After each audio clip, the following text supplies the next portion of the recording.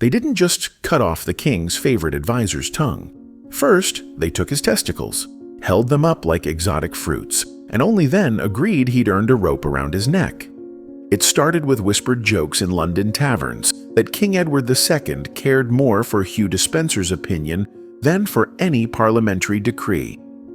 After the crown stripped one baron's estate to shower Despenser with castles, the nobles realized they'd been cast as extras in their own realm.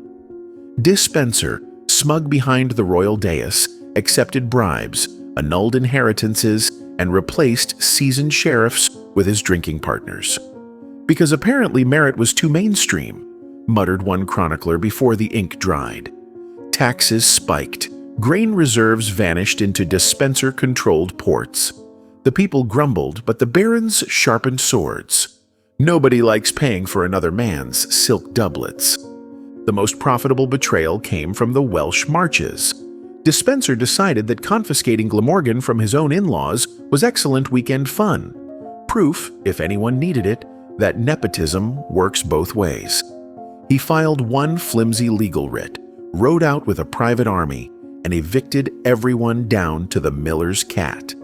The Marcher lords, who'd spent generations pacifying that borderland, suddenly looked at each other and realized they could be next. Feudalism with a twist of Russian roulette, one monk scribbled in the margins.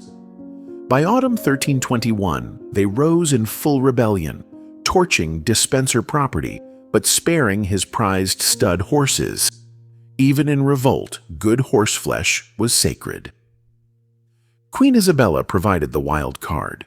Her marriage to Edward was already colder than a monastery cell in January, and Despenser's bedside proximity to the king didn't help matrimonial harmony. Isabella begged for the favorite's exile.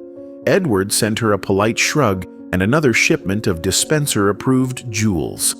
The queen answered by refusing to attend Christmas court, a medieval equivalent of leaving the group chat. Gossip metastasized faster than plague rats. Was the French princess assembling allies across the channel? Of course she was, said every baron who'd ever underestimated a disgruntled spouse. Revolts usually collapse under their own egos, but Parliament joined the dogpile and formally banished Hugh in 1321, only to watch Edward recall him months later like an addicted gambler grasping for loaded dice. Despenser returned, slimmer from exile rations, but twice as vicious. He imposed draconian fines, seized the Mortimer estates, and executed minor rebels without trial. One victim, a septuagenarian knight, was hanged beside his own grandson to save rope. That detail alone shoved moderates into the hardliner camp. Nothing says crown in crisis like generational gallows decor. Then came the maritime heist that reads like a proto-pirate movie.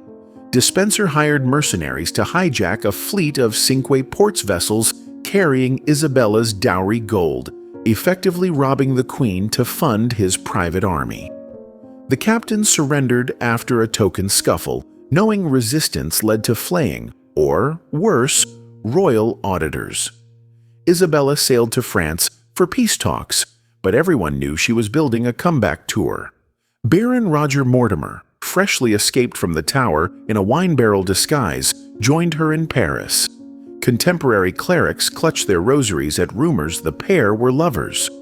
The alliance produced a neat manifesto: remove Despenser, save England, maybe dethrone Edward if time allowed. September 1326. Isabella's invasion fleet landed in Orwell Estuary, welcomed by cheering townsfolk who disliked Frenchmen slightly less than they hated Despenser. Edward and his favorite fled west with royal treasure in ox carts that bogged down in rain-soaked roads, Karma wearing muddy boots. Chroniclers note the king wept. Despenser allegedly suggested burning London to stall the rebels. That was vetoed, possibly because Edward realized torching your own capital is bad optics, even in the 14th century. Captured near Neath Abbey, Despenser faced a tribunal convened so quickly the ink on his indictment was still wet when they dragged him to the scaffold at Hereford. The judges, many of whom had lost fathers or fortunes to his greed, needed only one question: guilty or very guilty. They chose the latter and got creative with sentencing. First, they stripped him naked in November wind. Spectators swore the man who once paraded in ermine now shivered like a plucked goose. They etched his coat of arms upside down on rough parchment and tied it around his neck, branding him traitor in heraldic shorthand. The castration was perversely ceremonial. A local butcher produced his sharpest blade. Someone else brought a brazier to toss the severed organs into, lest the land be polluted, according to a bishop whose grasp of hygiene felt profoundly selective. As smoke curled, the crowd jeered hymns. Dispenser fainted, revived under vinegar splashed on his face, then watched them place the noose. They didn't drop him cleanly. Instead, they hoisted him 30 feet, let gravity strangle halfway, lowered him just enough for breath, then repeated the process until even the toughest night turned green. Only after the third choking cycle did they light a fire beneath, searing his legs while he twitched.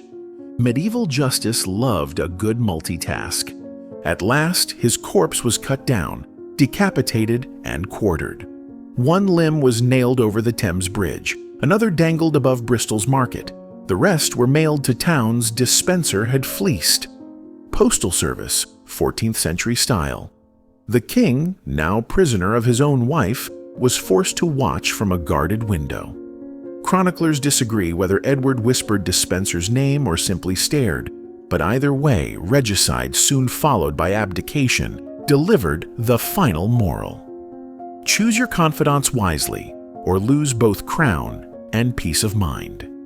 Yet the spectacle didn't cure England's elite of favoritism. Within a decade, Queen Isabella's new beau, Roger Mortimer, swung for similar overreach.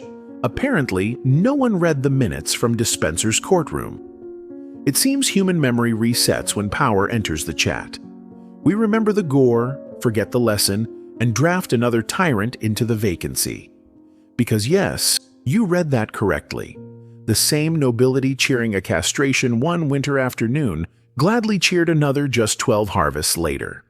History isn't linear growth, it's a wheel, and someone is always greasing the spokes with somebody else's blood. Seeing Dispenser's shriveled purse tossed into the flames might feel comfortably distant, but swap parchment decrees for board memoranda, and you'll recognize the timeless formula. Unchecked influence plus an insecure leader equals a public reckoning staged for maximum ratings. Crowds still gather, only now they refresh feeds instead of crowding gallows. The tools evolve, the appetites stay medieval.